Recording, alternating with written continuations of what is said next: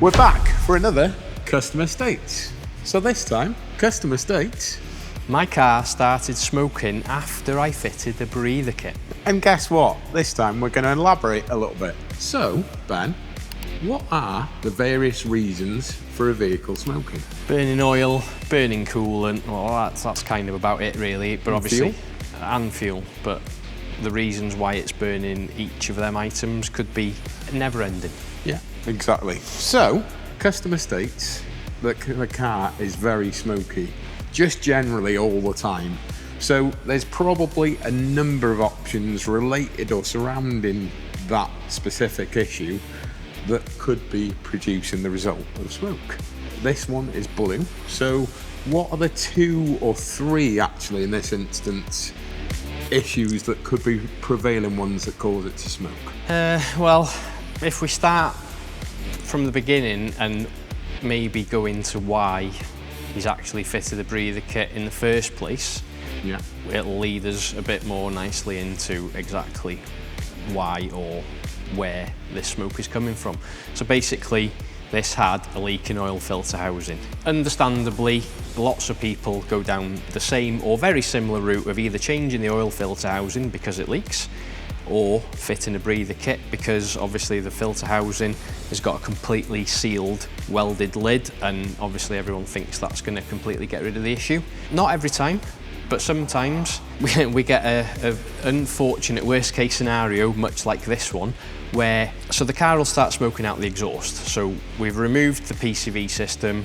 The standard turbocharger has a single piston ring seal, which when they're a bit older, a bit more worn, isn't capable of holding back oil vapors or oil from the PCV system when we remove the one-way valve from the PCV, which basically highlights failing turbocharger. And to stop you there, yeah, if they didn't fit that breather kit, they'd probably actually never really know.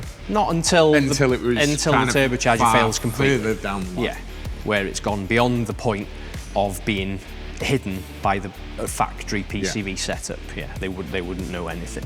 In this instance, we've got 2 causes essentially.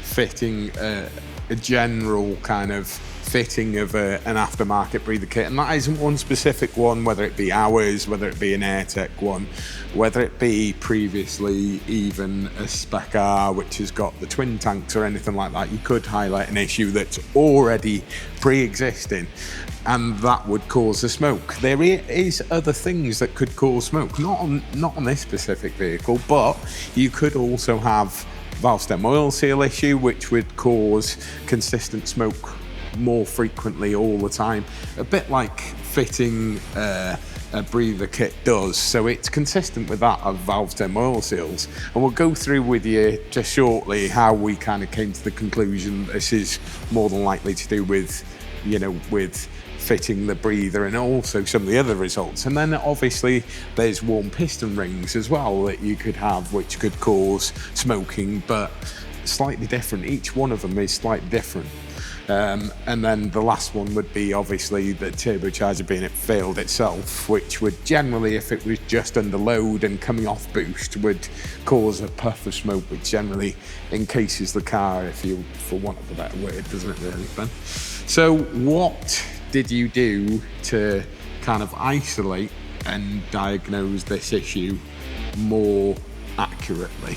It's slightly difficult in that once we know the smoking started immediately after fitting a breather kit, it kind of pushes us in that direction because the car doesn't go from not smoking to smoke. Experience, it is the main one.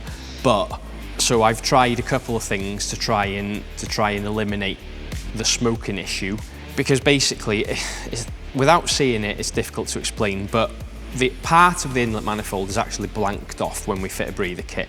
The part that is connected to the original filter housing that allows the intake manifold to take in any unburnt, vapors from the crankcase. Yeah. Now that's deleted, obviously, because the PCV's been removed from the car, and any kind of vapors are directed towards the catch can. The other side of it, which actually connects to the turbocharger, is generally left intact. So in this instance, I've actually blanked that off to replicate you know, a standalone or a big turbo setup that's completely disconnected from the PCV, just to see if kind of it made any difference.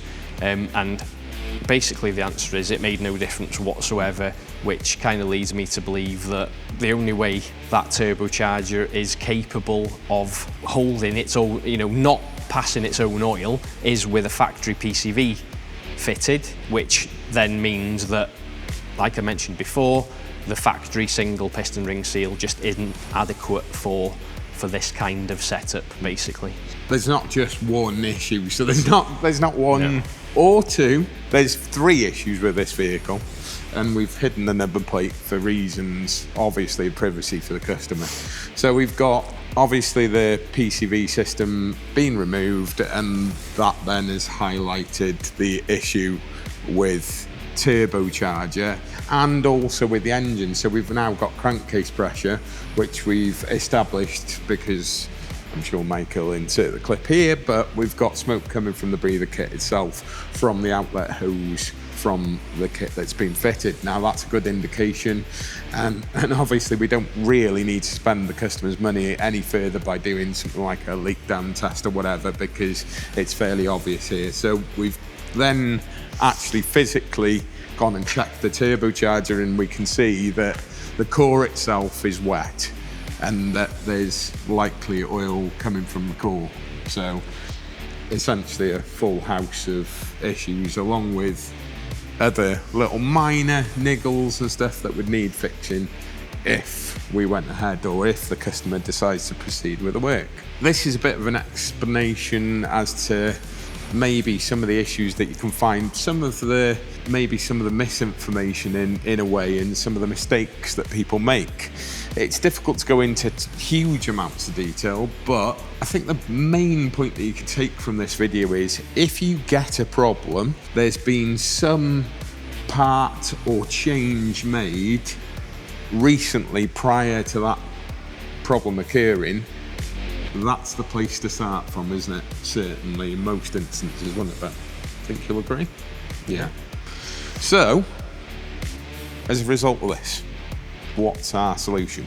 Well, this customer has got circa 300 horsepower, not long owned vehicle, covered maybe 5,000 or 6,000 miles. Our recommendation would be to install a used block mod engine, just purely because of the fact that it's not power hungry. So used block mod engine, a turbocharger. Consider removing the breather kit and just fitting a standard oil filter housing, because it's just not necessary at this power level. And then there's a couple of other bits like right hand engine mount. What else was there? A couple of drive shaft output seals,